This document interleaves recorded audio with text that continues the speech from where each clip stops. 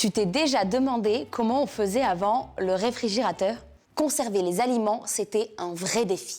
Depuis la nuit des temps, les humains ont dû trouver des moyens pour garder leur nourriture un peu plus longtemps. Petit à petit, ils ont compris certaines choses. Que la viande salée se conservait mieux, que la fumée du feu séchait et protégeait les aliments, ou encore que le poisson séché au soleil ne pourrissait pas. C'est comme ça qu'on a inventé des techniques de conservation. La salaison, le fumage, le séchage et la fermentation. On utilisait aussi la fraîcheur des caves ou des celliers, des pièces sous terre où la température restait stable.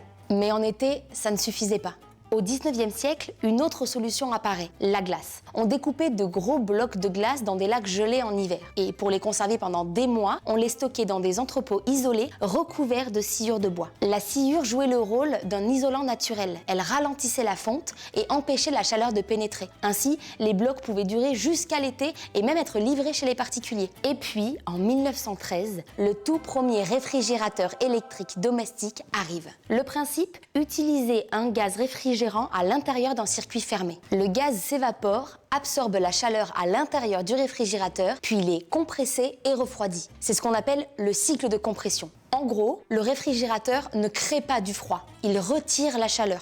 Dans les années 1950, le frigo devient plus compact, plus silencieux, plus accessible. Il entre dans les cuisines et il change tout. Et voilà, maintenant tu sais comment on faisait avant.